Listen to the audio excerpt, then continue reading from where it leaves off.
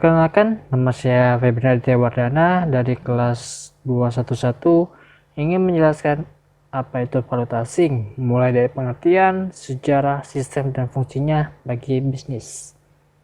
Valuta asing atau yang disebut dengan falas, secara sederhana bisa didefinisikan sebagai mata uang yang digunakan sebagai alat pembayaran pada transaksi perdagangan internasional.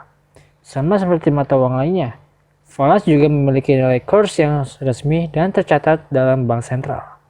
Salah satu contoh falas yang asing yang sering dikenal adalah mata uang dolar.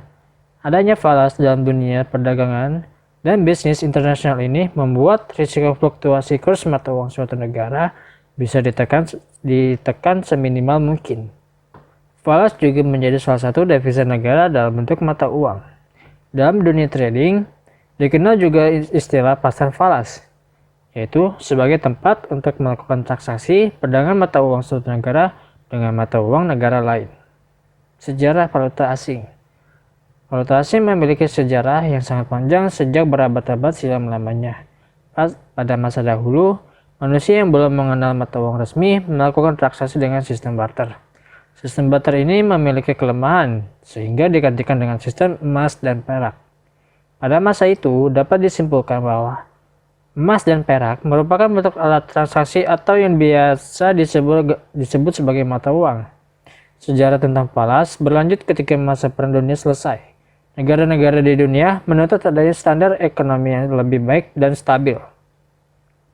Pada tanggal 22 Juli 1944, akhirnya digelar Konferensi Moneter Internasional yang pertama dan dihadiri oleh 44 negara untuk menetapkan suatu sistem pertukaran mata uang yang tetap. Dari sini, perkembangan ekonomi di dunia bergerak positif.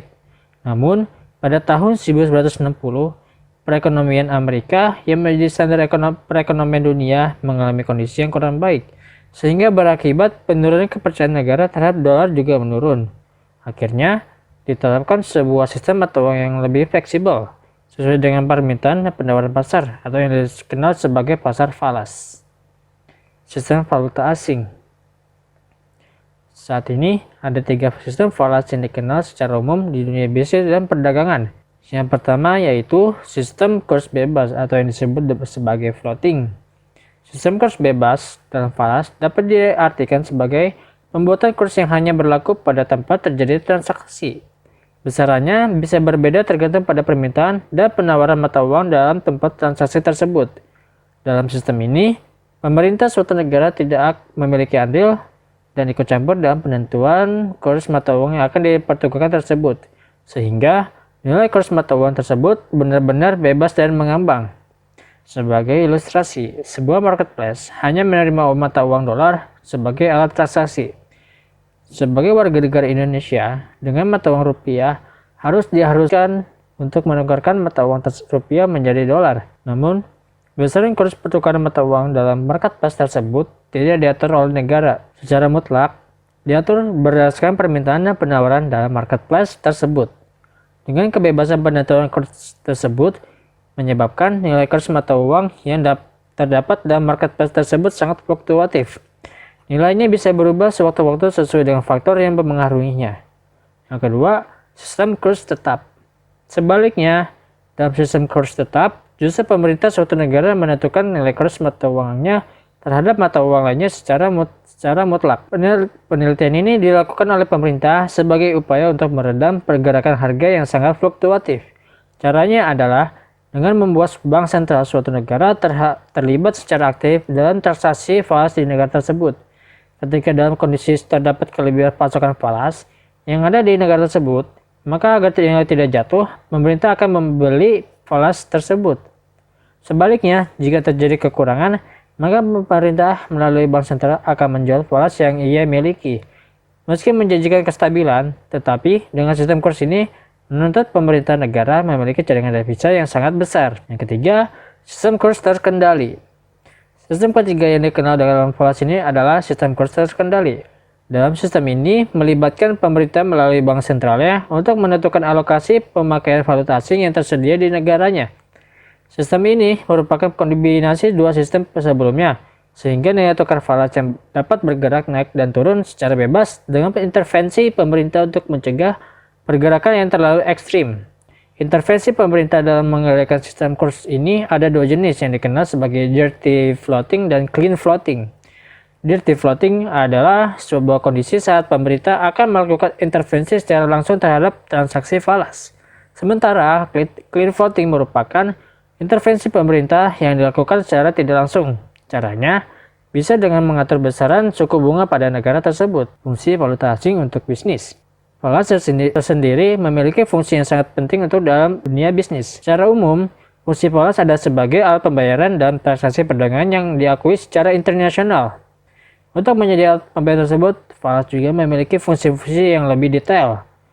Seperti 1. Alat tukar internasional. Falas memiliki fungsi yang pertama sebagai alat tukar dalam transaksi internasional.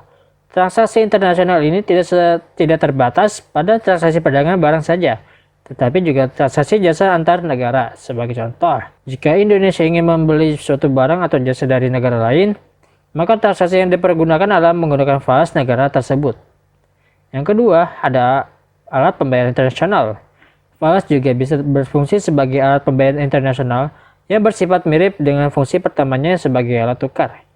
Falas menjadi alat pembayaran yang sah dan diakui oleh kedua negara yang terlibat dalam transaksi perdagangan internasional. Selain untuk keperluan membeli barang, falas juga digunakan untuk membayar hutang suatu negara pada negara lain. Yang ketiga, sebagai alat pengendali kurs. Falas juga bisa digunakan untuk mengendalikan kurs mata uang yang ada dalam suatu negara. Pengendalian kurs mata uang ini dilakukan oleh pemerintah pada negara tersebut. Nilai kurs harus dikendalikan karena dapat bergerak secara fluktuatif naik atau turun. Agar tidak terjadi lonjakan yang terlalu ekstrim, pemerintah menggunakan falas untuk mengendalikan kurs mata uang di negaranya. Yang keempat, alat memperlancar perdagangan internasional. Sebagai sebuah alat pembayaran yang sah dan diakui seluruh dunia, falas bisa digunakan untuk memperlancar sebuah transaksi perdagangan internasional. Dengan adanya falas, negara-negara yang melakukan transaksi internasional dapat menggunakannya sebagai alat untuk memperlancar transaksi perdagangannya. Adanya falas sebagai alat pembayaran internasional membuat kegiatan transaksi internasional terbebas dari kendala pemakaian mata uang. Peran falas dalam dunia bisnis internasional sangatlah penting, terutama yang berkaitan dengan transaksi perdagangan. Falas bisa juga digunakan untuk mendapatkan keuntungan dengan cara melakukan transaksi melalui pasar valuta asing yang ada. Selain itu, falas juga menjadi salah satu cadangan devisa dalam bentuk mata uang bagi suatu negara. Sekian dari penjelasan dari saya. Bila ada kekurangan kata, mohon maaf sebesar-besarnya. Terima kasih.